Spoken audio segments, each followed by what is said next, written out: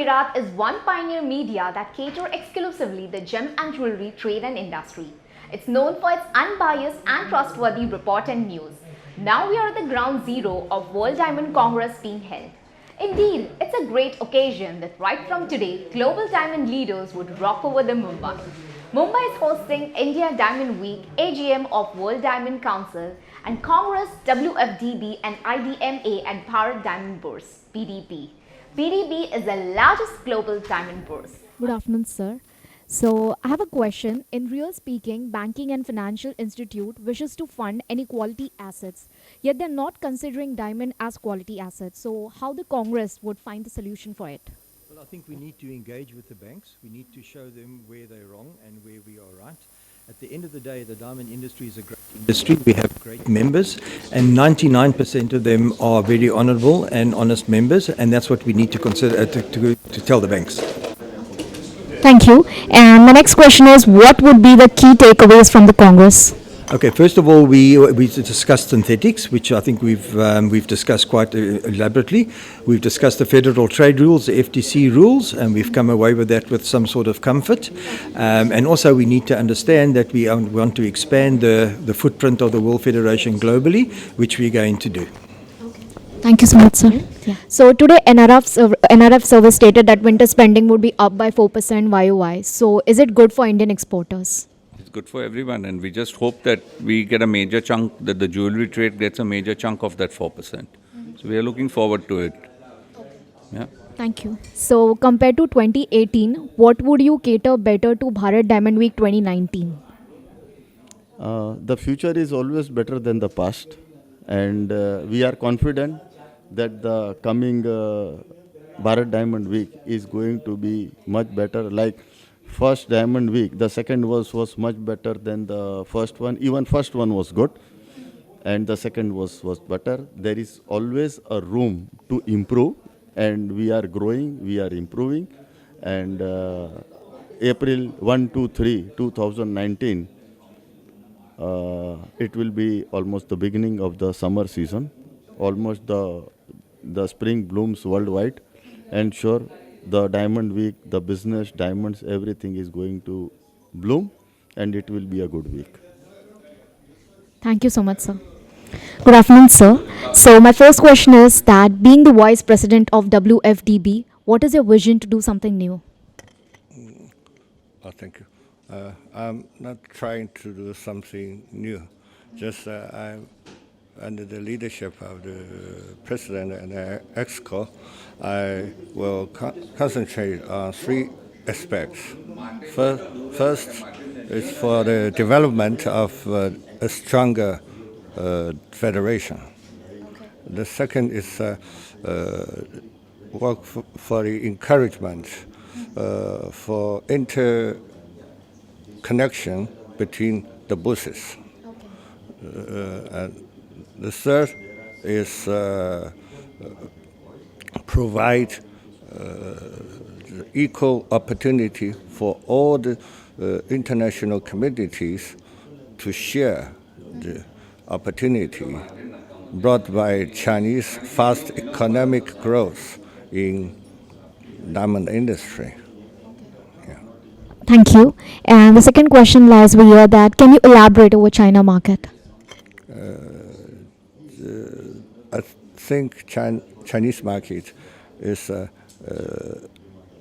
the same as Indian market. It's always very encouraging or very attractive because market times such a big population, it makes a huge market all the time. Although there is any USP that differentiated from the Indian market? Pardon? Although is there any USP of the China market which differentiates it from India? I don't think it's a big problem because it's of course there will be a short duration of the time for the adjustment, but the market is a very steady. Just now, the IDMA conference had been held. So, how was the conference? The conference went very well, but I want to first say thank you to the Bharat Diamond Bourse, Mr. Anup Mehta and Mr. Mehul Shah, for putting on an extraordinarily successful Congress this year, 38th World Diamond Congress. Thank you. And the next question goes like this, like, what are the takeaways? The takeaways are as follows. In our IDMA discussions, we obviously spoke about the Federal Trade Commission's rulings, guidelines. We spoke about the action plans for IDMA, the future of IDMA, and working closely together with our sister organization, the World Federation of Diamond Bourses, and now Mr. Ernie Blum. We also had our elections, of which myself, Ronnie van der Linden, was reelected as president of the organization, Matthew Shamroth as vice president of the organization, and Bart de Honsetter as, excuse me, I've got that wrong. I apologize. Matthew Shamroth was voted as secretary of the International Diamond Manufacturers Association, and Bart de Honsetter was voted as vice president, and Mr. Stefan Fischler as treasurer of the organization. One of the major takeaways that we had during our event was that we came up with a discussion that has happened in the past here during other meetings with the World Federation of Diamond Bourses, and two of our manufacturers had disclosed to us that diamonds were being mapped without being disclosed upon sale.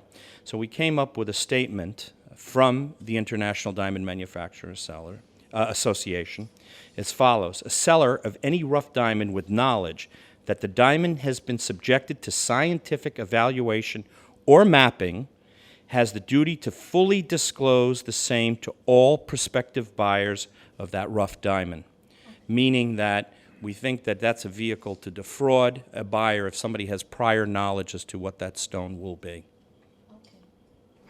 What is the progress or plan for Thailand Diamond Bourse, and what is the vision? You know, I've just joined and taken the position of president of the Thai Diamond Exchange.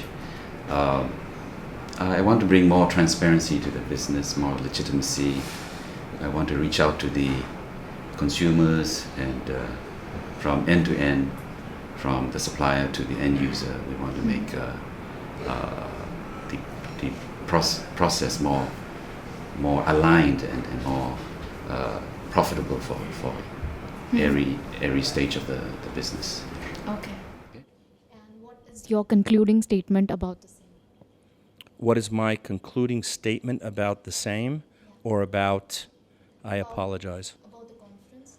The conference was wonderful. I think that everybody from the World Federation of Diamond Bourses to the International Diamond Manufacturers Association came to Bombay to accomplish what we came for. We were here to address matters of concern for the industry, one being obviously the consumer and the also powerful holiday season coming up, where we'd like to make a lot of sales and a lot of profits for everybody. So that's one issue. And of course, there's always the compliance issues that we discuss.